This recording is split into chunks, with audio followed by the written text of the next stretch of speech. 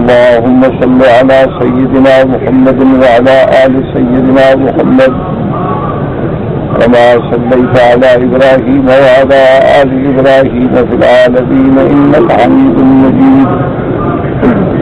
قال الله تبارك وتعالى في كلامه المجيد: أعوذ بالله من الشيطان الرجيم بسم الله الرحمن الرحيم. وَلَقَدِ اسْتُهْزِئَ بِرُسُلٍ مِّن قَبْلِكَ فَحَاقَ بِالَّذِينَ سَخِرُوا مِنْهُم مَّا كَانُوا بِهِ يَسْتَهْزِئُونَ. قُلْ مَن يَكْلَؤُكُم بِاللَّيْلِ وَالنَّهَارِ مِنَ الرَّحْمَٰنِ بَلْ هُمْ عَن ذِكْرِ رَبِّهِم مُّعْرِضُونَ. أَمْ لَهُمْ آلِهَةٌ تَمْنَعُهُم مِّن دُونِنَا لَا يَسْتَطِيعُونَ نَصْرَ أَنفُسِهِمْ وَلَا هُم مِّنَّا يُصْحَبُونَ. قال المؤلف المفسر رحمه الله تعالى: أدام النفع بعلومه وعلومكم في الدارين آمين، إلى أن قال: يقول تعالى مصليا لرسوله صلى الله عليه وسلم: أما آذاه به المشركون من الاستهزاء والتكذيب. ولقد استهزئ برسل من قبلك فحاق بالذين سخروا منهم ما كانوا به يستهزئون، يعني من العذاب الذي كانوا يستبعدون وقوعه، كما قال تبارك وتعالى: ولقد كذبت رسل من قبلك فصبروا على ما كذبوا وأوذوا حتى أتاهم نصرنا ولا مبدل لكلمات الله ولقد جاءك من نبأ المرسلين. اللہ تبارک و تعالی نے قرآن مقدس کی ان آیات مبارکہ میں جو سورۃ الانبیاء کی آیات ہیں، حضور صلی اللہ علیہ وسلم کی تسلی کے لیے ارشاد فرمایا ہے، کیونکہ کفار مشرکین سرکار دو عالم صلی اللہ علیہ وسلم کی تکذیب بھی کرتے تھے اور استہزاء بھی کرتے تھے، جس سے حضور صلی اللہ علیہ وسلم کو ایذا پہنچتی. حضور صلی اللہ علیہ وسلم محزون ہوتے، غمگین ہوتے، آپ پر کفار اور مشرکین کا جھٹلانا جو ہے وہ بڑا ناگوار گزرتا، کیونکہ جب بھی حضور صلی اللہ علیہ وسلم نے مشرکین مکہ کو دعوت توحید دی، تو اب ان کے پاس، چونکہ ہمیشہ یاد رکھیں کہ باطل فرقے جتنے ہیں، جتنے دنیا میں کفار ہیں، مشرکین ہیں، مکذبین ہیں، معرضین ہیں، ان کے پاس کوئی دلیل نہیں ہوتی، ان کے پاس کسی قسم کے دلائل نہیں ہوتے. اب ان کے پاس ایک ہی علاج ہوتا ہے کہ وہ حق بات کو جھٹلا دے، حق کہنے والے پر جھوٹی باتیں منسوب کریں. اسی لیے حضور صلی اللہ علیہ وسلم کو کبھی تو کافر کہتے تھے کہ نعوذ باللہ آپ جادوگر ہیں.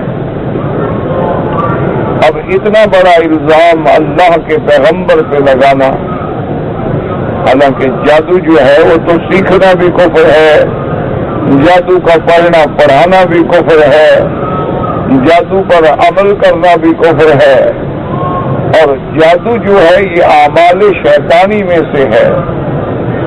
جادو جو ہے یہ ان لوگوں کا کام ہے جو نجس ہوتے ہیں، ناپاک ہوتے ہیں، پلید ہوتے ہیں.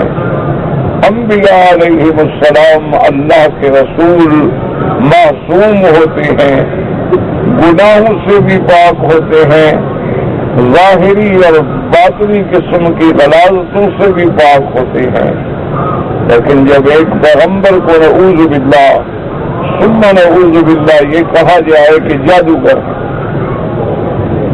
اور وہ جادوگر اس لیے کہتے تھے، ان کے اپنے عقل نے یہ بات گھڑی تھی کہ جیسے جادو فوراً اثر کرتا ہے، کیونکہ اعمال شیطانی جو ہے وہ جلد اثر کرتے ہیں، یہ ایک قاعدہ ہے۔ آپ دیکھیں نا، کہیں اللہ نہ کرے کوئی گندگی لگی ہو تو اس کی بدبو پھیل جائے، لیکن خوشبو جو ہے وہ اس کا مقابلہ بھی نہیں کر سکتی۔ اسی طرح جتنے اعمال شیطانی ہیں، چاہے وہ جادو کی قسم ہے یا اس کے علاوہ علم جفر ہے، علم نجوم ہے اور علوم باطلہ ہیں، یہ سارے بہت جلد اثر کرنے والے ہوتے ہیں۔ اس لیے ان لوگوں نے اپنے خیالات سے، اپنے عقول سے یہ بات گھڑ لی کہ حضور صلی اللہ علیہ وسلم کی خدمت میں جو بندہ جاتا ہے، حضور صلی اللہ علیہ وسلم کی بات سنتا ہے، حضور صلی اللہ علیہ وسلم کی تلاوت سنتا ہے تو فوراً مسلمان ہو جاتا ہے۔ اس لیے نعوذ باللہ انہوں نے حضور صلی اللہ علیہ وسلم کو جادوگر کہنا شروع کیا، اور کبھی بعض کفار اور مشرکین جو ہے وہ حضور صلی اللہ علیہ وسلم کو شاعر کہتے کہ نعوذ باللہ حضور صلی اللہ علیہ وسلم بعض شاعرانہ تخیلات ہیں، ان میں کوئی حقیقت نہیں ہے۔ حضور صلی اللہ علیہ وسلم جو فرماتے ہیں یہ محض خیالی بات ہے کہ حضور پاک کو مکہ مکرمہ میں تو اتنی طاقت نہیں ہے، لیکن حضور خبر فرماتے ہیں کہ ایک وقت آئے گا کہ میرا دین اسلام جو ہے وہ چار دانگ عالم میں پھیلے گا، تمام ادیان پہ غالب آئے گا، اللہ کا دین جو ہے اس کی فتوحات ہوں گی، اور کیسر اور کسرا اور یہ سب مٹ جائیں گے۔ وہ کہتے ہیں دیکھیں یہ تو شاعرانہ بات ہے۔ حضور صلی اللہ علیہ وسلم یعنی شاعر کا معنی نعوذ باللہ ان کے خیال میں تھا جھوٹی باتیں کہنے والا، محض تخیلات کی پرواز کرنے والا، کہ جیسے شاعر لوگ کسی کی تعریف کرتے ہیں تو حد سے بڑھا دیتے ہیں، کسی کی مذمت کرتے ہیں تو حد سے گھٹا دیتے ہیں، وہ بھی کہتے کہ نعوذ باللہ حضور صلی اللہ علیہ وسلم شاعر، اور کبھی نعوذ باللہ ثم نعوذ باللہ حضور صلی اللہ علیہ وسلم کو مجنون کہتے کہ آپ دیوانہ ہیں۔ اللہ تبارک و تعالی معاف فرمائے، یعنی جو شخص اللہ کے دین کی دعوت دینے والا، جو اللہ کی توحید کی طرف بلانے والا، جو اللہ کا وحی پڑھ کے سنانے والا، اس کو کہنا کہ نعوذ باللہ مجنون ہے اور دیوانہ ہے، اس قسم کی باتیں کر کے حضور صلی اللہ علیہ وسلم کو ایذا پہنچا دیا۔ اور کبھی نعوذ باللہ ثم نعوذ باللہ حضور صلی اللہ علیہ وسلم کو کہتے کہ آپ جھوٹ کہتے، اللہ کے پیغمبر کو جھوٹا کہتے کہ آپ کہتے ہیں کہ سارے آلہہ کو چھوڑ دو اور ایک الہ کو مانو، اسی کی عبادت کرو، اسی سے منت مانو، اسی سے دعا کرو، اسی کو پکار کرو، تمام حاجات کے سننے والا اللہ تبارک و تعالی ہے، تمام کی فریاد پوری کرنے والا اللہ تبارک و تعالی ہے۔ وہ کہتے ہیں نعوذ باللہ یہ تو عجیب بات ہے، یہ تو جھوٹ ہے۔ تو اللہ کے پیغمبر کو جو صادق ہو، جو امین ہو، جو مجسمہ صداقت ہو، جس کی زبان پہ کبھی جھوٹی بات نہ آئی، اس کو کہا جائے کہ آپ جھوٹ بولتے ہیں تو اس میں کیا گزرتی ہے۔ اسی لیے اللہ تبارک و تعالیٰ نے فرمایا کہ میرے محبوب صلی اللہ علیہ وسلم آپ کی جب کفار تکذیب کرتے ہیں، اسی لیے دوسرے مقام پر بھی اللہ نے فرمایا وَلَقَدْ تَعْلَمُ أَنَّكَ يَضِيقُ صَدْرُكَ بِمَا يَقُولُونَ۔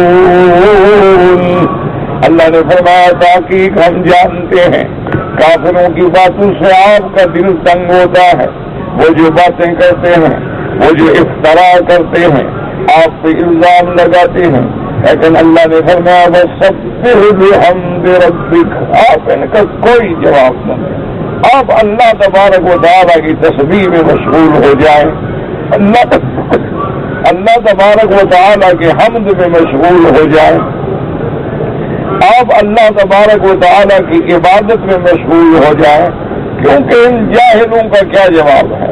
جواب جاہلہ خاموشی، جیسے بزرگوں نے کہا ہے کہ جاہل کا کیا جواب آدمی دے سکتا ہے؟ اسی لیے اللہ نے فرمایا وَإِذَا خَاطَبَهُمُ الْجَاهِلُونَ قَالُوا سَلَامًا، مومن جو ہے ان کی تو شان یہ ہوتی ہے کہ جب جاہل ان سے تعارض کرتے ہیں تو وہ دور ہو جاتے ہیں، کیونکہ جاہل کو آدمی کس طرح مطمئن کر سکتا ہے؟ اور پھر جب آدمی مطمئن ہونا بھی نہ چاہتا ہو، ایک آدمی سوال کرتا ہے بات سمجھنے کے لیے، اس کو ایک دفعہ سمجھ نہیں آئے گی تو دوسری دفعہ سمجھ آ جائے گی، دوسری دفعہ سمجھ نہ آئے تو تیسری دفعہ سمجھ آ جائے گی، لیکن جو آدمی ضد کرنے کے لیے پوچھتا ہے اس کو آپ 100 دفعہ سمجھائیں وہ نہیں سمجھے، آپ 1000 دفعہ سمجھائیں وہ نہیں سمجھے، آپ بڑی سے بڑی دلیل لے آئے وہ نہیں سمجھے گا۔ یعنی بعض ایسے معاملات ہیں کہ جو سورج کی طرح روشن تھے، جو سورج کی روشنی کی طرح میرے محمد مدنی صلی اللہ علیہ وسلم کی صداقت کی دلیل تھے، لیکن کافروں نے نہیں مانا۔ وجہ کیا ہے کہ ان کے دلوں میں پہلے سے بغض بھرا ہو۔ اسی لیے علماء نے لکھا ہے کہ ایک سائل ہوتا ہے اور ایک معاند ہوتا ہے۔ سائل آتا ہے دین سمجھنے کے لیے کہ جناب مجھے نماز میں یہ غلطی ہو گئی، آپ نے بتلا دیا، وہ سمجھ گیا۔ انہوں نے کہا جناب میں نے تیمم کرنا ہے، اس کا کیا طریقہ ہے، آپ نے بتلا دیا، وہ سمجھ گیا۔ اس نے پوچھا کہ یہ عاشورہ کے روزے کا کیا مسئلہ ہے، آپ نے بتلا دیا کہ بھی بہت بڑی فضیلت ہے۔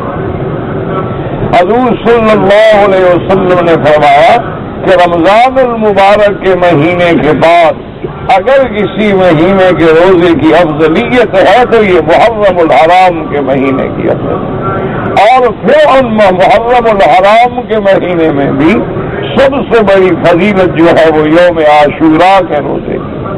اور حضور پاک نے یہ تمنا فرمائی تھی کہ اگر مجھے اللہ نے زندہ رکھا تو میں اگلے سال 9 اور 10 کا روزہ رکھوں گا۔ تو اسی لیے حکم ہے کہ آپ پوچھنے والے نے پوچھا، آپ نے حدیث بیان کر دی، وہ سمجھ گیا، اس کو فوری طور پر بات سمجھ آ گئی کہ بھئی یہ روزہ ہے، اس کی بڑی فضیلت ہے، اور ایک روزہ جو ہے جو اس سے پہلے سال کے پورے گناہ ہے اللہ ان کو معاف فرما دیتا، وہ ان کا کفارہ بن جاتا۔ یعنی گناہوں سے مراد ہے صغیرہ گناہ، جو چھوٹے گناہ ہوتے ہیں۔ کبائر جو ہے وہ توبہ کے بغیر معاف نہیں ہوتے، اور حقوق العباد جو ہے وہ ادا کرنے کے بغیر معاف نہیں ہوتے۔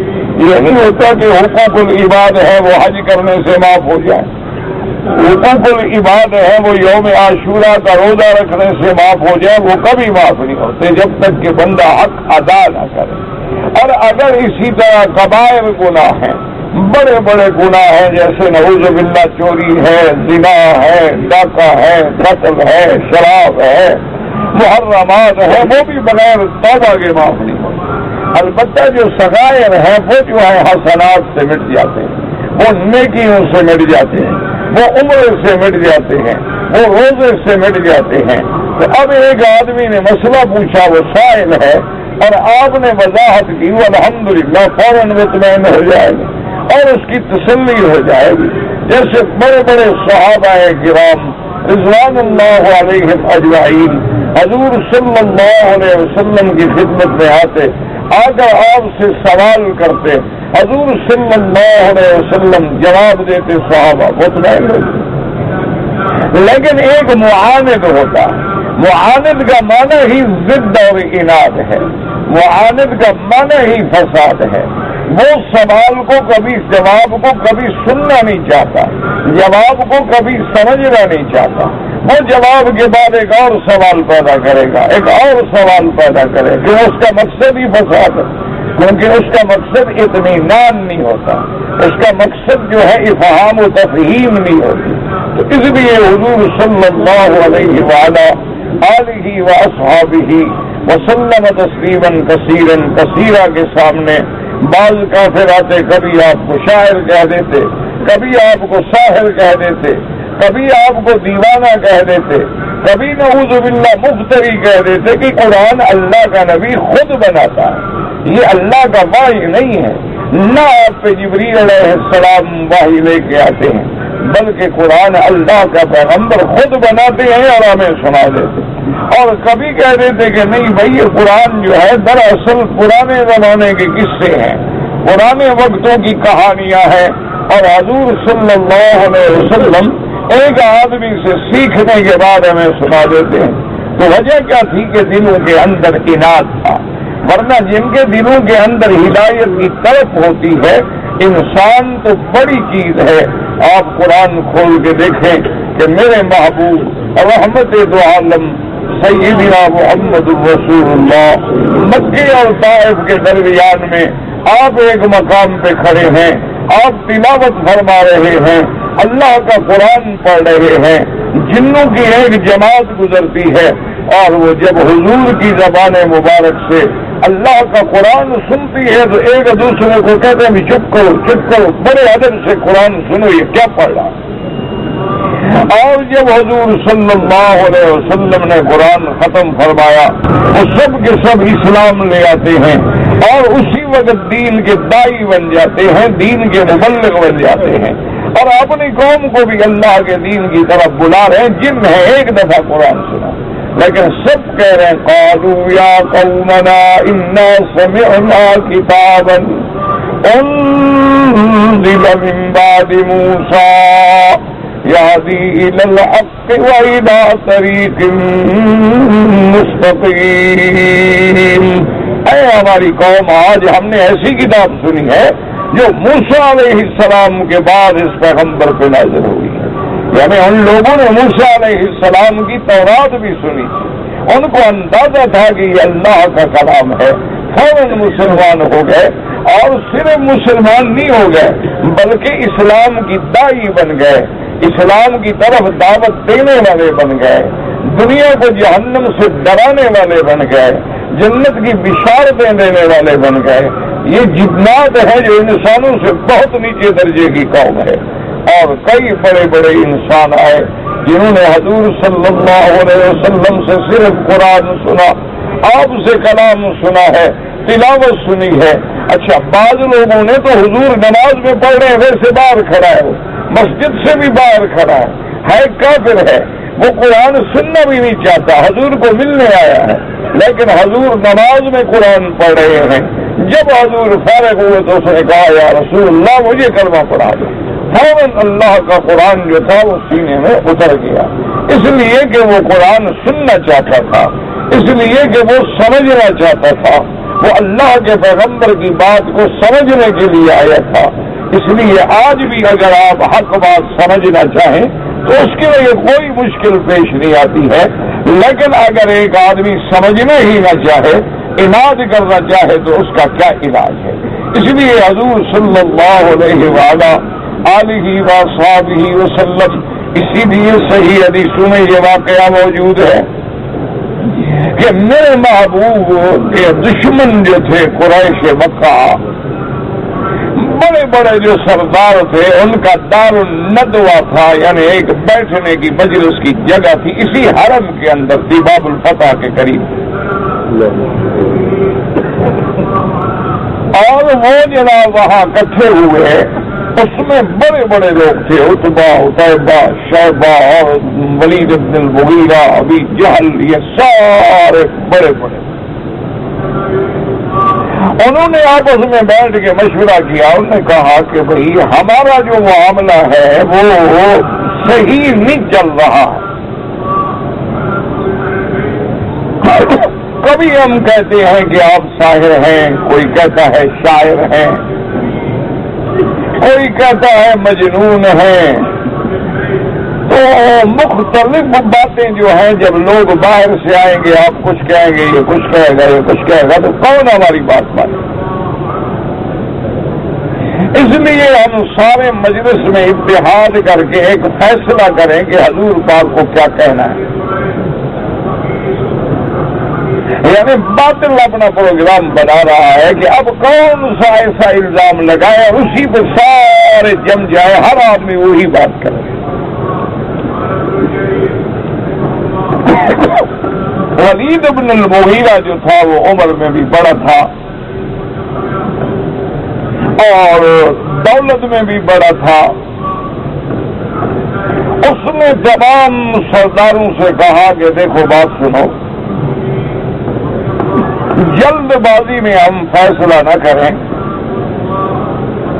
آپ لوگ جانتے ہیں کہ میں سردار ہوں اور مجھے اللہ نے عقل دیا ہے، مال دیا ہے، اولاد دی ہے، دولت دی ہے، اور میں جانتا ہوں کہ شعراء کا کلام کیا ہوتا ہے، میں جانتا ہوں کہ ساحر کیا ہوتا ہے، میں جانتا ہوں کہ دیوانہ جو ہے، مجنون جو ہے وہ کیا ہوتا ہے، اس لیے تم سب انتظار کرو، میں حضور صلی اللہ علیہ وسلم کے پاس جا کے حضور سے بات کرتا ہوں، اور بات کرنے کے بعد کسی فیصلے پہ پہنچ کے میں آپ کو بتاتا ہوں کہ ہمیں کیا کہنا چاہیے۔ اب ولید بن المغیرہ آیا، اللہ کی شان ہے، حضور اس وقت موجود مسجد الحرام میں موجود، حضور صلی اللہ علیہ وسلم کی خدمت میں آیا، قریش کا سردار ہے، بڑا آدمی ہے، حضور نے بڑی عزت کی، اکرام کیا، بٹھایا، کہنے لگا کہ یا ابن عمّی، میرے بھائی کے بیٹے، بھتیجا جسے کہتے ہیں، میں آپ سے کچھ بات کہنے کے لیے آیا ہوں۔ حضور صلی اللہ علیہ وسلم نے فرمایا کہ یہی تو میں چاہتا ہوں کہ آپ لوگ میرے ساتھ بات کریں۔ اس نے کہا کہ یا محمد صلی اللہ علیہ وسلم، آپ نے ہم پر بہت بڑا ظلم کیا ہے۔ حضور خاموش ہے، کہنے لگا کہ یا محمد صلی اللہ علیہ وسلم، آپ نے ہمارے مذہب کو، ہماری عبادات کو، ہمارے آلہہ کو، سب کو جھٹلا دیا ہے کہ سب غلط ہے، تو اس کا معنی یہ ہوا کہ کصفات احلامنا واحلام آبائنا، کہ آپ ہمیں بھی پاگل سمجھتے ہیں، ہمارے باپ دادا کو بھی پاگل سمجھتے ہیں، کہ جو آج ہم بتوں کی عبادت کر رہے ہیں یہی ہمارے باپ دادا کرتے تھے، اور اگر ہم جھوٹے ہیں، غلط ہیں، اس کا معنی ہے ہمارے باپ دادا بھی جھوٹے تھے، غلط تھے۔ تو آپ نے ہمیں بھی جھوٹا سمجھا ہے، ہمیں بھی آپ نے غلط سمجھا، ہمارے آباء و اجداد کو بھی آپ نے جھوٹا قرار دیا ہے۔ اور دوسری بات یہ ہے کہ یا محمد صلی اللہ علیہ وسلم قد فرقت بین الآباء والابناء، جب سے آپ نے اپنی دعوت کا اعلان کیا ہے، آپ نے تو باپ اور بیٹوں کو بھی الگ کر دیا ہے، آپ نے تو ہر گھر میں ایک جھگڑا کھڑا کر دیا ہے کہ باپ مسلمان ہو گیا، بیٹا ہمارے ساتھ ہے تو لڑائی، بیٹا مسلمان ہو گیا، باپ ہمارے ساتھ ہے تو لڑائی ہے، باپ بیٹے میں جنگ ہو گئی، میاں بیوی میں جنگ ہو گئی، بھائیوں میں جنگ ہو گئی۔ اب جیسے دیکھیں نا کہ سیدنا علی رضی اللہ تعالیٰ عنہ مسلمان ہو گئے لیکن ابھی طالب تو نہیں ہوئے، اسی طرح سیدنا ابی بکر رضی اللہ تعالیٰ عنہ مسلمان ہو گئے لیکن ابھی قحافہ تو نہیں ہوئے، سیدنا بلال رضی اللہ عنہ مسلمان ہو گئے لیکن امیہ بن خلف تو مسلمان نہیں ہوا، حضرت زید بن حارثہ مسلمان ہو گئے لیکن ان کے باقی لوگ جو ہے وہ تو مسلمان نہیں ہوئے۔ تو اس نے کہا کہ یا محمد صلی اللہ علیہ وسلم فرقت بین الآباء والاخوان والنساء والازواج، کہ یہ آپ کی وجہ سے سارا مسئلہ ہو گیا، ورنہ ہم لوگ تو سب ایک تھے، ایک ہی دین پہ تھے، ایک ہی طریقے پہ تھے، ہم انہی کو اپنا آلیہ سمجھتے تھے، حبل ہے، لات ہے، بنات ہے، عزا ہے، اور ہم کعبے کے بنانے والے تھے، زمزم پلانے والے تھے، حج کرنے والے تھے، اور آپ نے تو ہمیں بالکل کافر اور مشرک اور جہنمی قرار دے دیا۔ کوئی درمیانہ راستہ بھی نہیں رکھا، بالکل سیدھی بات کے کافر ہے، مشرک ہے، اور مشرک کا ٹھکانہ جہنم ہے۔ حضور صلی اللہ علیہ وسلم بڑے آرام سے سنتے رہے۔ جب اس نے اپنی ساری بات مکمل کر دی تو آپ نے فرمایا کہ ولید اب تم نے بات پوری کر لی ہے؟ اس نے کہا کہ ہاں یا رسول اللہ۔ فرمایا اب میں کہتا ہوں بیٹھو سنو۔ حضور صلی اللہ علیہ وسلم نے قرآن کی تلاوت شروع کی، سورۃ غافر پر۔ اب حضور صلی اللہ علیہ وسلم نے چند آیات ہی پڑھی تھی کہ اس نے کہا بس یا محمد، حضور بس کریں، بس اس سے آگے میں نہیں برداشت کر سکتا۔ اور اٹھ کے اور لرزتا ہوا اور کانپتا ہوا اور بدن پہ لرزہ تاری ہے، اور سردار وہاں بیٹھے رہے اور ولی سیدھا گھر گیا۔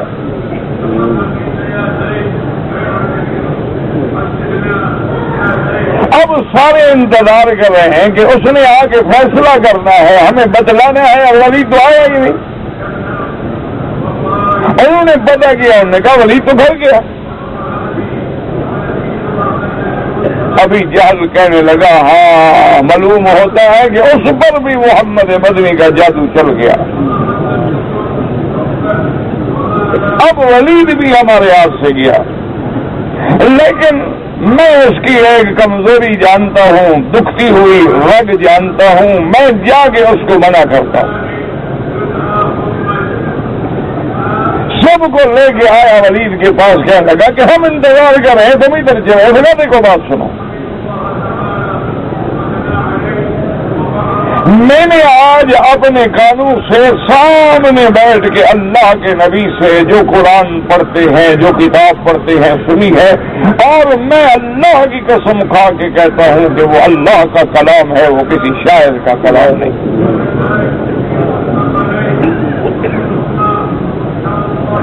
اور جب انہوں نے قرآن پڑھا ہے اور جب آیات عذاب آئی ہے تو میں نے تو یہ سمجھا کہ ابھی مجھ پر اللہ کا عذاب اتر جائے گا، اس لیے میں نے کہا کہ بس یا محمد میں آگے برداشت نہیں کر سکتا۔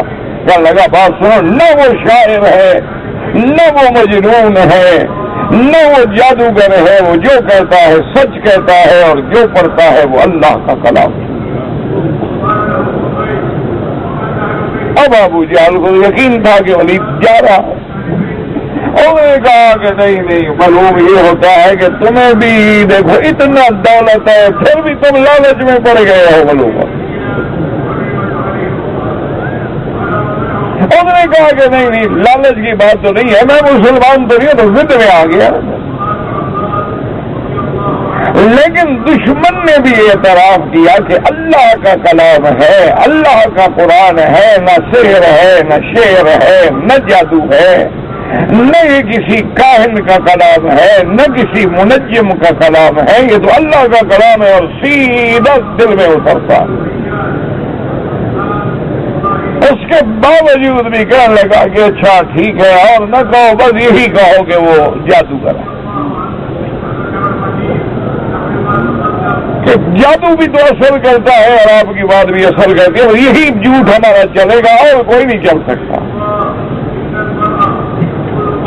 تو اب حضور صلی اللہ علیہ وسلم کو آپ خود اندازہ کریں نا کہ ہم تو ایک ادنا مسلمان سے بھی کروڑہ درجے نیچے ہیں، لیکن آج اگر ہم کسی کو توحید کی دعوت دیں وہ ہمیں گالیاں دے، آج ہم کسی کو اللہ کا سچا دین بتلائیں اور وہ ہمیں جھوٹا کہے، تو آپ خود اندازہ کریں کہ آپ کو کتنی تکلیف ہوگی. آپ اس کو جہنم سے چھڑانا چاہیں، وہ جہنم میں گرنا چاہتا ہے لیکن پھر بھی آپ کو گالیاں دیں. آپ حیران ہوں گے نا کہ پھر آپ کے دل میں کیا گزرے گی کہ یار یہ کیسا آدمی. جب یہ ہم جیسے جو ادنا مسلمان سے بھی کروڑہ درجے ہم نیچے ہیں ہمیں یہ تکلیف ہوگی تو سرکار تو عالم کو کتنی تکلیف ہوتی ہوگی.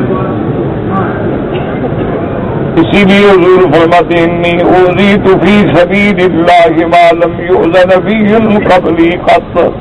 آپ نے فرمایا اللہ کے دین کے راستے میں جو مجھے تکلیف پہنچی ہے ایسی تکلیفیں مجھ سے پہلے کسی پیغمبر کو نہیں پہنچی.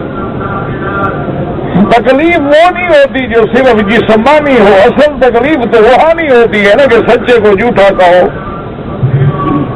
اللہ کے نبی کو دیوانہ کہو، صاحب قرآن کو نعوذ باللہ آپ شاعر کہیں. اسی لیے سیدہ عائشہ صدیقہ بنت صدیق رضی اللہ تعالی عنہا نے رحمت دو عالم سے پوچھا کہ یا رسول اللہ صلی اللہ علیہ وسلم آپ ہمیں بتائیں کہ آپ پر زندگی میں کون سا وقت اور کون سا دن ہے جو سب سے زیادہ شدید گزرا ہے. حضور نے فرمایا عائشہ جب میں تیری قوم سے مایوس ہو گیا، قریش سے مایوس ہو گیا، میں نے طائف کا سفر کیا تاکہ بنو ثقیف کے لوگوں کو جا کے میں اللہ کا قرآن پہنچ. آپ نے فرمایا کہ جب میں طائف گیا، آپ اندازہ کریں نا اس وقت کا طائف جانا، یہ تھے نا حضور کار پہ بیٹھے اور 4 گھنٹے میں 2 گھنٹے میں پہنچ گئے.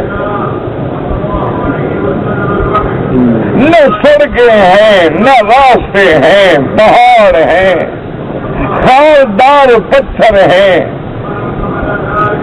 اتنی مشقتوں سے رحمت دو عالم سیدنا محمد الرسول اللہ صلی اللہ علیہ وسلم طائف پہنچتے ہیں. طائف کے بڑے لوگوں کو بنو ثقیف کے سرداروں کو ملتے ہیں، لیکن ان ظالموں نے بجائے اس کے کہ بات سنتے حضور کی توہین کی اور اپنے نوجوانوں کو حکم دیا کہ حضور کو طائف سے نکالو.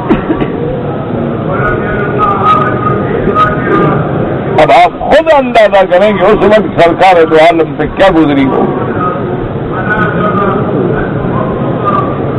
بےہودہ قسم کے لڑکے ہیں، شور کر رہے ہیں، تاڑیاں پیٹ رہے ہیں، پتھر پھینک رہے ہیں جیسے دیوانے کو مارا جاتا ہے.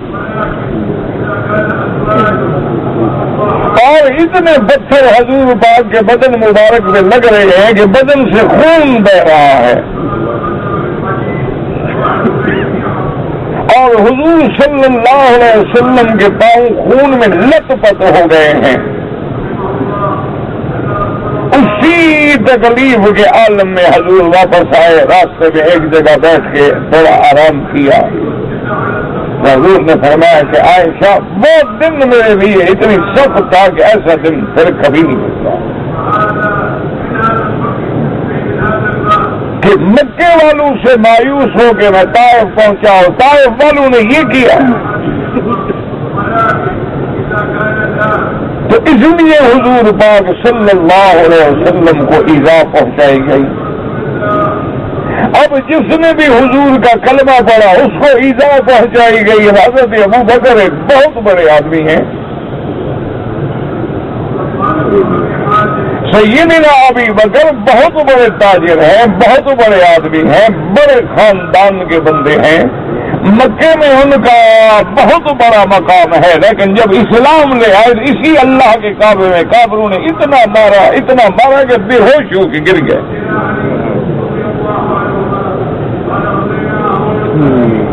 آپ اندازہ فرمائے کہ حضور کا سب سے پہلا ایمان لانے والا ساتھی ہو اور اس پہ اتنا ظلم و تشدد کا پہاڑ توڑا جائے کہ وہ بے ہوش ہو جائے، حضور پہ کیا گزری ہوگی.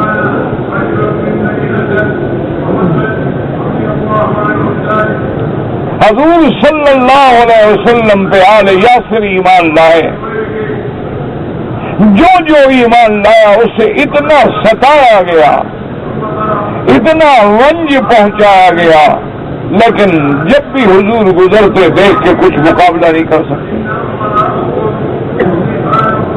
تو اسی لیے اللہ نے قرآن پاک میں یہ آیات مبارک جو نازل فرمائی ہیں، مفسرین کرام نے فرمایا کہ ان میں تسلی ہے سرکار دو عالم صلی اللہ علیہ وسلم کے دل مبارک کے لیے کہ اللہ کے نبی آپ بالکل غم نہ فرمائیں، یہ آپ کی تکلیف نہیں، پہلے بھی جتنے انبیاء گزرے ہیں سب پہ یہ وقت گزرا۔ حضرت نوح علیہ السلام کو ان کی قوم کے ظالم لوگ جو تھے وہ مارتے، مار مار کے یہ سمجھتے کہ آپ فوت ہو گئے ہیں، آپ بے ہوش ہو جاتے، وہ چلے جاتے۔ اور کبھی کبھی وہ لوگ جو ہیں اپنے چھوٹے بچوں کو ساتھ لے کے دور کھڑے ہو کے بتلاتے کہ دیکھو یہ مجنون ہے، دیوانہ ہے، اس کے قریب نہ جانا۔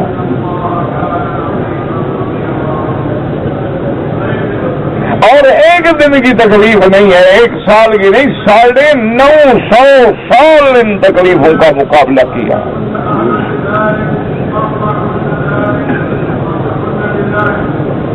حضور صلی اللہ علیہ وسلم حضرت نوح علیہ السلام کا واقعہ قرآن میں سناتے ہیں۔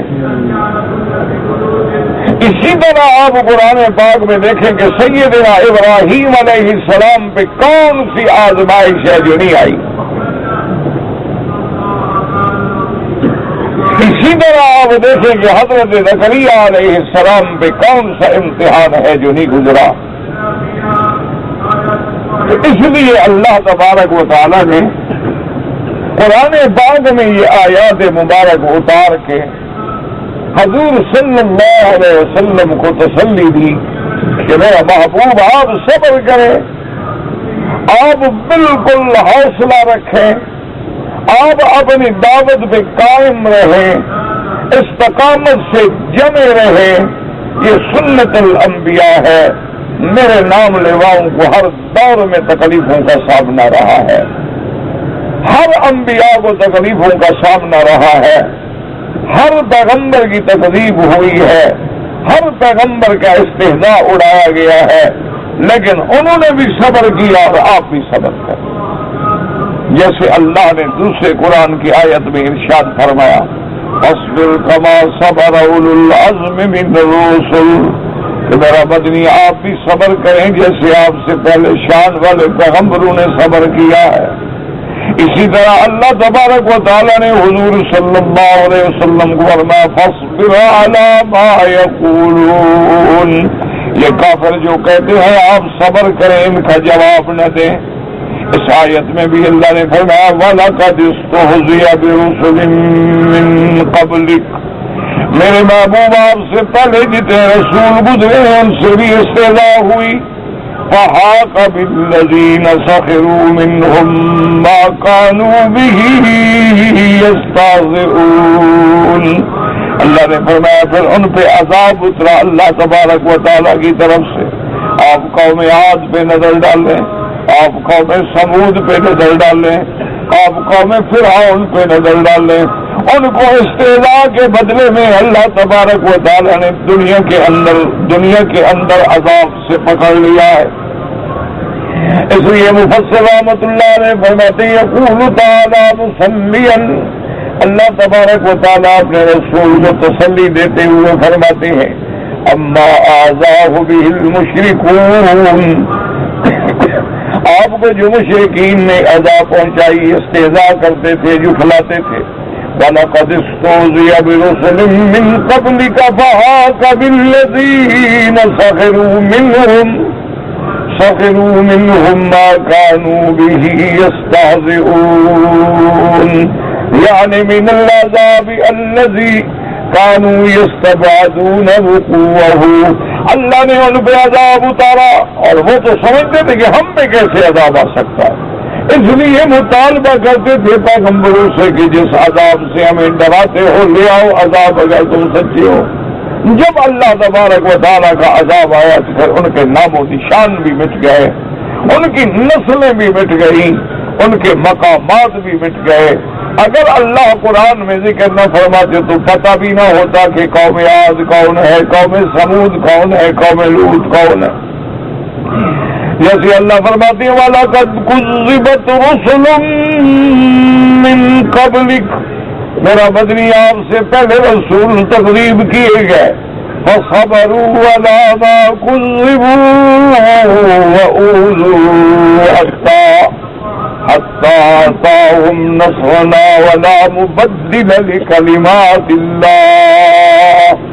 ان کو تکلیفیں پہنچائی گئی, ان کی تکذیب کی گئی, لیکن انہوں نے صبر کیا حتیٰ کہ ہماری مدد ان کو پہنچی, ہماری امداد آئی, اور اللہ تبارک و تعالیٰ نے ان کے دشمنوں کو ہلاک کر دیا ہے.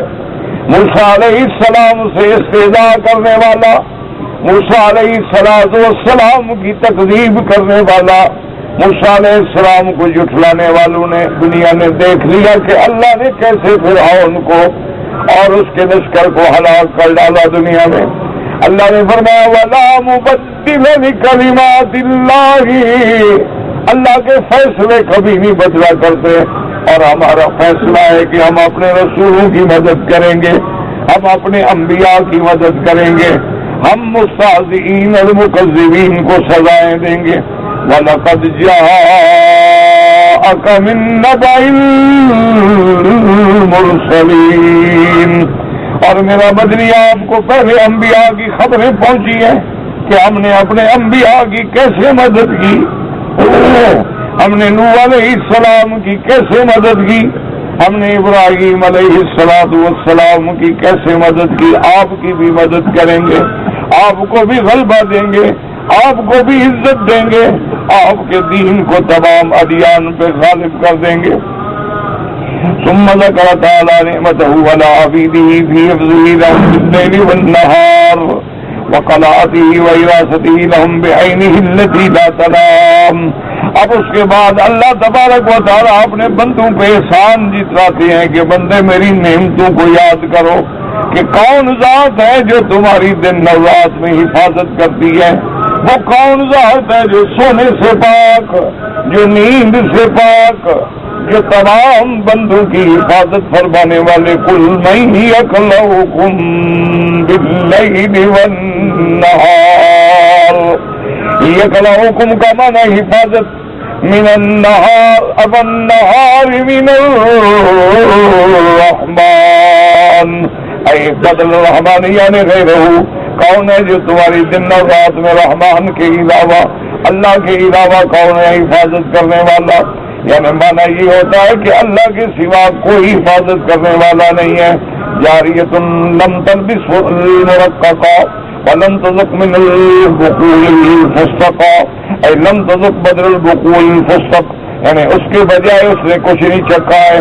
فرمایا بل ہم عن ذکر ربہم معرضون, لیکن یہ ناشکر لوگ ایسے ہیں اللہ کی نعمتوں کو بھول جاتے ہیں, اللہ کی نعمتوں کا اعتراف کرنے کے بجائے اللہ کی آیات سے منہ پھیرتے ہیں. چاہیے تو یہ تھا کہ ہم اللہ کی ہر نعمت کا شکر ادا کرتے کہ اللہ نے ہمیں انسان بنایا, اللہ نے ہمارے لیے زمین کو بچھایا, اللہ نے ہمارے لیے آسمانوں کو چھت بنا دیا, اللہ نے ہمیں نعمتیں عطا فرما دی. لیکن یہ لوگ اللہ تبارک و تعالیٰ کی یاد سے اعراض کرنے والے ہیں. اس کی فرماتے لا یعترفون بنعمت اللہ علیہم واحسانہ الیہم, اللہ کی نعمتوں کا اعتراف بھی نہیں کرتے ہیں. اللہ کے جو احسان ہیں ان پر بھی شکر ادا نہیں کرتے. بل یعرضون عن آیاتہ وآلائہ, یاد رکھیں کہ بندے کا کام یہ ہے کہ اللہ کی نعمتوں کا شکر کرے. شکر کرنے کا معنی یہ نہیں ہوتا کہ زبان سے کہہ دو لاکھ شکر ہے شکر, یہ نہیں ہوتا. شکر کا معنی یہ ہے کہ اللہ پر ایمان لائے. شکر کا معنی یہ ہے کہ اللہ نے جو نعمتیں دی ہیں وہ اللہ کی فرما برداری میں خرچ کرے. اللہ نے ہمیں عقل دیا ہے, اللہ نے ہمیں آنکھیں دی ہیں, اللہ نے ہمیں کان دیے ہیں, اللہ نے ہمیں زبان دی ہے, اللہ نے ہمیں ہاتھ دیے ہیں, اللہ نے ہمیں جوارے دیے ہیں. ان تمام چیزوں کو اللہ کی فرما برداری میں لگانے کا نام شکر ہے. یہ شکر نہیں ہوتا کہ صرف زبان سے شکر کرو، نماز نہ پڑھو اللہ تیرا لاکھ شکر ہے. ایک آدمی جو ہے وہ روزہ بھی نہیں رکھ رہے تو اللہ تیرا لاکھ شکر ہے. قرآن کبھی نہیں پڑھا اللہ تیرا لاکھ شکر ہے. اللہ تبارک و تعالیٰ کی یاد کبھی نہیں آئی، یہ استہزاء ہوتا ہے، یہ شکر نہیں ہوتا، بلکہ اللہ کے عذاب کو دعوت دینے والی بات ہوتی ہے. شکر کا معنی ہی یہی ہوتا ہے کہ سب سے پہلے اللہ پر ایمان لائے، ایمان لانے کے بعد اس کی نعمتوں کو اس کے فرما برداری میں خرچ کرے. اللہ نے دولت دی ہے تو اس کو حلال طریقے سے خرچ کرے. زکوٰۃ کے وقت میں زکوٰۃ دے، صدقات ہیں، خیرات ہیں، نفقات ہیں، ہمسائے کے حقوق ہیں، گھر والوں کے حقوق ہیں، والدین کے حقوق ہیں، اولاد کے حقوق ہیں. تو اللہ کی اس نعمت کو وہاں صرف کرے. اس لیے اللہ کی نعمت کو اگر اللہ کی اطاعت میں خرچ کریں گے تو وہ اسراف نہیں ہوتا. اور اللہ کی نعمتیں کتنی ہیں فرمایا وَإِن تَعُدُّوا نِعْمَتَ اللَّهِ لَا تُحْصُوهَا. اگر اللہ کی نعمتوں کو شمار کرو تو تم تو شمار بھی نہیں کر سکتے ہو. اس لیے تاریخ میں واقع آتا ہے کہ ایک دفعہ ہارون رشید بادشاہ جو تھا وہ شکار کے لیے نکلا.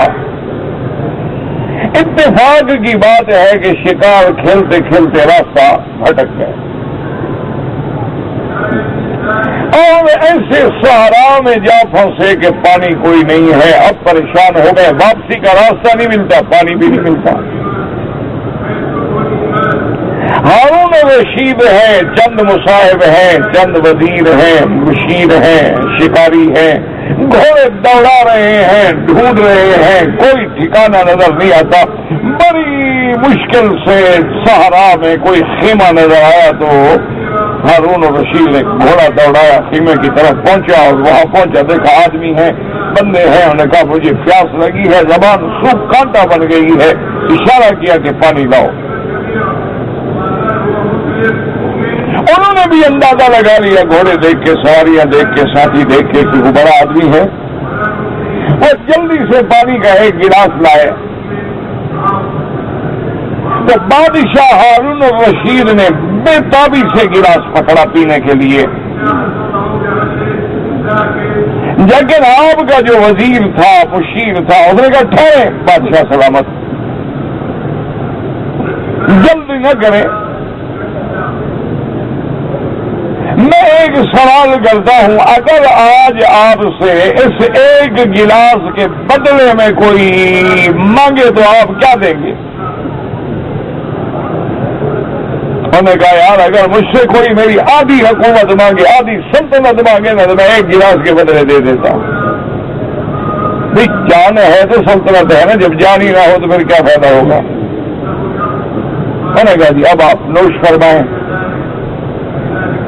ہارون رشید نے وہ پانی پی لیا.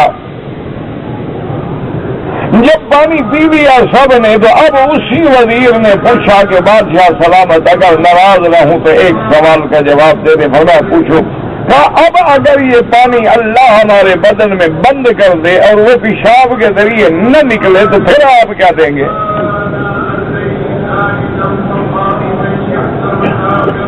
میں کہا میں تو آدھی سلطنت دے دوں گا. انہوں نے کہا تو اندازہ کر لو کہ پھر آپ کی سلطنت کی قیمت ایک گلاس پانی ہے، تو اس کے لیے پھر اتنی پریشانی کی کیا ضرورت ہے؟ ہارون رشید ہارون رو پڑے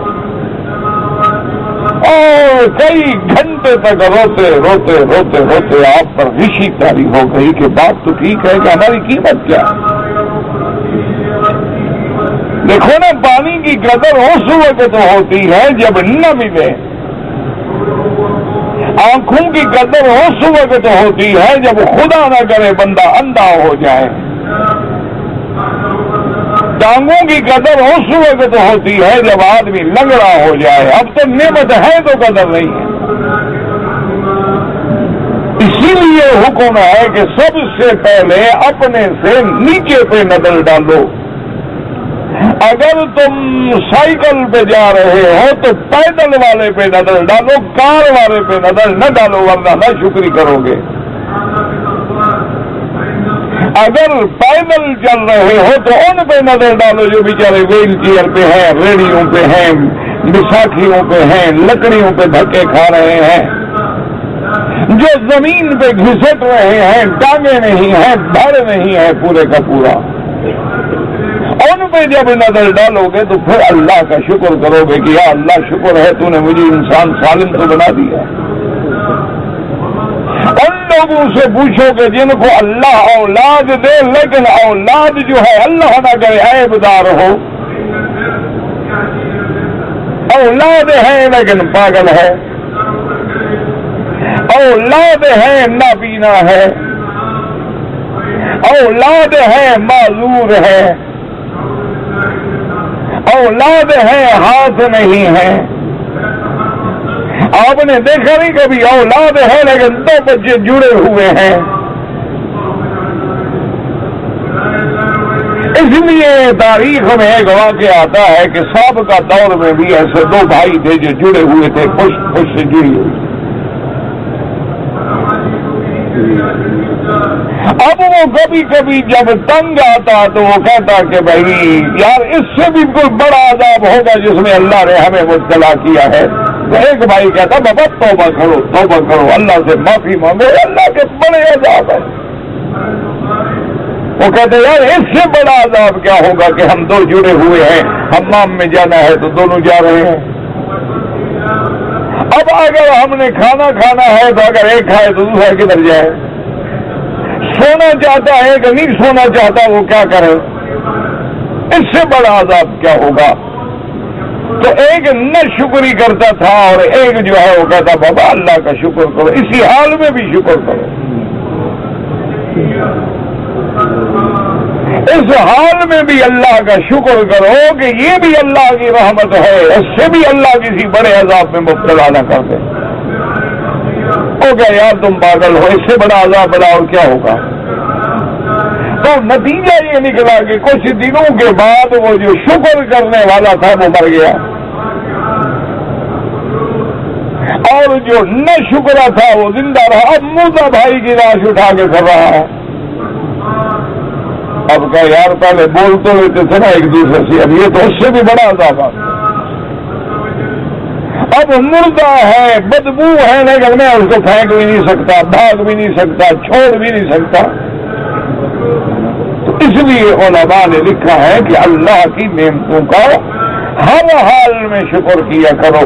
لوگ کہتے ہیں نا جی میں بڑا وظیفہ پڑھتا ہوں، بڑی دعائیں مانگتا ہوں، لیکن جناب وہ کام نہیں ہو رہا ہے۔ پتہ نہیں ہے پڑھنے سے تم کتنی بلاؤں سے بچے ہوئے ہو، نہ پڑھتے تو خدا جانے کے جہنم میں جا کے ہوتے۔ یہ بات کسی مولوی کی نہیں، اللہ کے قرآن میں اللہ فرماتے ہیں فلولا انه كان من المسبحين للبث في بطنه الى يوم يبعثون۔ اللہ نے فرمایا کہ اگر میرا پیغمبر یونس میری تسبیح کرنے والا نہ ہوتا تو قیامت تک مچھلی کے پیٹ میں رہتا، اسی وجہ سے تو میں نے نکال لیا۔ اس لیے آدمی کہتا ہے میں بڑی دعائیں کرتا ہوں لیکن میری اولاد اچھی نہیں ہو رہی۔ پتہ نہیں یہ دعائیں تم نہ کرتے تو کیا بن جاتے۔ آدمی سوچتا ہے میں بڑی دعائیں کرتا ہوں یار میرے رزق میں تو برکت نہیں ہو رہی، مال نہیں مل رہا، میں بڑا پریشانی میں ہوں۔ خدا جانے اگر تم اس ذکر سے بھی محروم ہو جاتے تو اور کیا اللہ کے عذاب آ جاتے۔ اس لیے ہمیشہ ہر حال میں اللہ تبارک و تعالیٰ کی نعمتوں کا شکر کریں اور اللہ کی نعمتوں کو اللہ کی اطاعت میں، اللہ کی فرما برداری میں خرچ کریں۔ کہ اللہ نے آنکھیں اس لیے نہیں دی ہیں کہ ہم غیر محرم عورتوں کو دیکھیں، اللہ نے ہمیں زبان اس لیے نہیں دی ہے کہ ہم بکواس کرتے پھریں، ہم جھوٹ بولتے پھریں، ہم غیبت کرتے پھریں۔ اس لیے میرے محبوب نے فرمایا کہ بولو تو اچھی بات بولو اور چپ کر جاؤ، یہ چپ کرنا بھی تیرے لیے رحمت ہے کہ تم اپنی زبان کو تالا لگا لو، چپ کر کے بیٹھ جاؤ، یہ بھی تمہارے لیے نعمت ہے۔ اللہ نے ہمیں کان اس لیے نہیں دی ہے کہ ہم گانے سنیں، ہم فلمی دھنیں سنیں، ہم اپنے موبائل ٹیلی فونوں پہ روز ایک نئی ٹون لگائیں، اللہ نے کام دیے تھے ہم قرآن سنیں، آذان سنیں، حق کے کلمات سنیں، ہم دعوت دین سنیں۔ اللہ نے ہمیں یہ طاقت اور عقل اس لیے نہیں دیا تھا کہ ہم چوری کیسے کریں، ہم دھوکہ کیسے دیں۔ اللہ نے ہمیں عقل دیا تھا کہ ہم اللہ کی اطاعت کے اندر صرف کریں۔ تو اس لیے اللہ نے فرمایا کہ میری اتنی نعمتوں کے باوجود یہ جانتے ہیں کہ کون ہمیں دن اور رات میں بچانے والا ہے، لیکن یہ پھر بھی میری نعمتوں پہ اعراض کرتے ہیں۔ اور اس کے بعد فرماتے ہیں لا یعترفون ام لہم آلہۃ تمنعهم من دوننا، کیا اللہ کے سوا کوئی اور خدا ہے جو ان کو ہمارے عذاب سے بچا سکتی ہیں؟ استفہام و انکار و تقریر و توبیخ ای الہم آلہۃ تمنعهم وتقواهم غیرنا لیس الامر کما توہموا بلا کما زعموا۔ اللہ نے فرمایا کیا میرے سوا اور کوئی بچانے والا ہے؟ اللہ فرماتے ہیں کوئی نہیں بچا سکتا ہے۔ فرمایا لا یستطیعون نصر انفسہم، جن کو انہوں نے مشکل کشا بنایا ہے وہ تو اپنی مدد بھی نہیں کر سکتے، تو ان کی مدد کیا کریں گے؟ لا هذه الآلهة التي يستندون إليها غير الله لا يستطيعون نصر أنفسهم ولا هم منا يصحبون ولا هم منا يصحبون أي يجعلون أي لا يصحبون من الله بخير ولا هم منا يصحبون يمنعون۔ نہ یہ اپنی مدد کر سکتے ہیں اور نہ ہمارے عذاب سے کسی کو بچا سکتے ہیں۔ تو نتیجہ کیا نکلا کہ ہمیں ہر وقت اللہ تعالیٰ کی نعمتوں کا شکر کرنا چاہیے اور اللہ کی نعمتوں کا اعتراف کرنا چاہیے۔ اللہ آپ کو بھی اور مجھے بھی شکر کی توفیق عطا فرمائے۔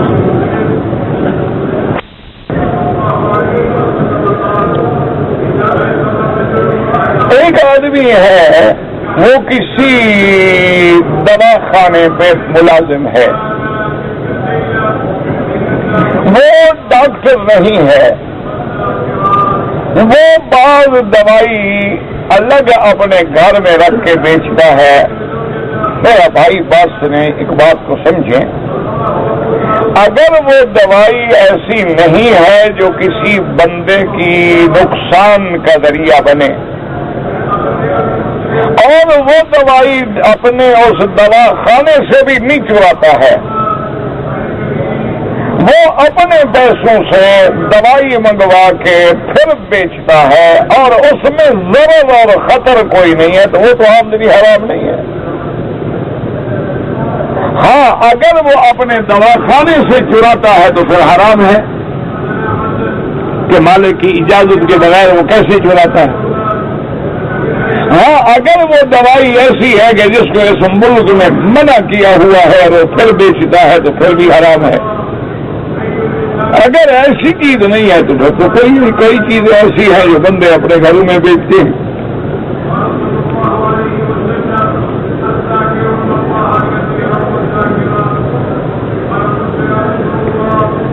کہتے ہیں جی اسی طرح ایک آدمی جو ہے وہ کسی کا لائسنس بنوا دے یا گاڑیوں کے کاغذات بنوا دے پیسے لے کر، اگر تو وہ بطور رشوت لیتا ہے تو بالکل حرام ہے۔ اور رشوت تب لی جاتی ہے جب آپ اس سے غلط کام کروائیں گے۔ اگر آپ کا کام ٹھیک ہے تو کون پیسے دے گا؟ جب غلط کام کروائیں گے تو دونوں کو یا رشوت دے رہے ہیں، آپ رشوت دے کے غلط فائدہ اٹھانا چاہتے ہیں، وہ پیسہ لے کر آپ کو غلط فائدہ دینا چاہتا ہے، تو پھر دونوں پہ اللہ کی لعنت آتی ہے کہ الراشی والمرتشی۔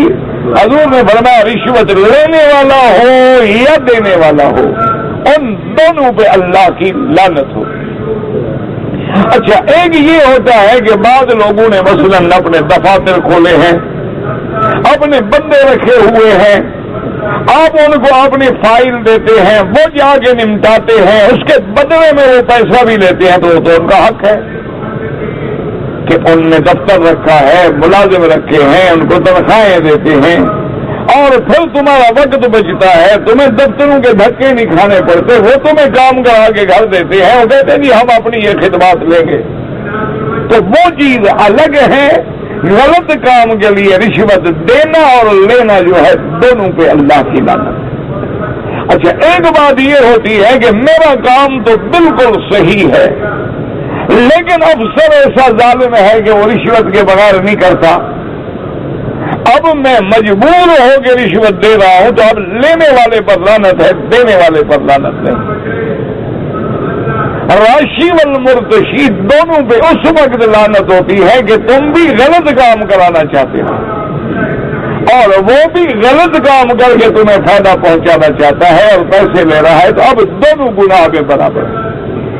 لیکن بہت سارے ایسے کام ہیں کہ ہمارا حق ہے, ہمارا استحقاق ہے, لیکن وہ ہمیں نہیں ملتا, مجبور ہو کے ہم وہاں پیسے دیتے ہیں, تو ادھر لینے والے پر گناہ ہوگا, دینے والے پر گناہ نہیں ہوگا. ہم نے اللہ الصمد, صمد کیا, اللہ الصمد یعنی ایک صاحب نے کہا کہ یہ بدعت ہے. ہاں اللہ الصمد تو کھانے کے درمیان پڑھنے کا حکم نہیں ہے. وہاں حکم یہ ہے کہ جب شروع کرو تو بسم اللہ الرحمن الرحیم, اور جب کھا لو تو الحمدللہ الذی اطعمنا وسقانا. یہ سنت ہے. یہ نہیں کہ کھانے کے درمیان میں اللہ الصمد اللہ الصمد اللہ الصمد, کھانے کے درمیان میں دیے پڑھنے کا نہ حدیث میں حکم ہے, نہ صحابہ کا عمل ہے, نہ تابعین محدثین و فقہا کا عمل ہے. آدمی البتہ ہر لقمے پہ دل میں اللہ کا شکر کرتا رہے تو وہ جائز ہے.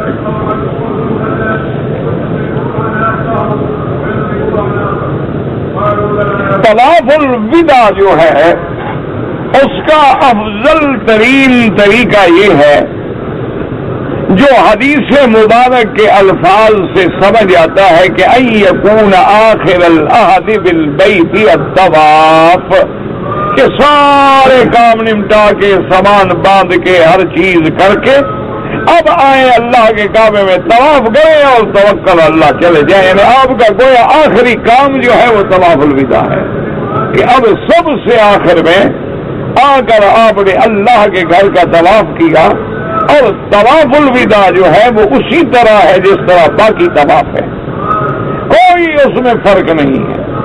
صرف یہ ہے کہ آدمی اس میں دعا مانگے کہ یا اللہ یہ میری زندگی کا آخری طواف نہ ہو, مجھے پھر بھی اپنے گھر میں حاضری کا موقع عطا فرما,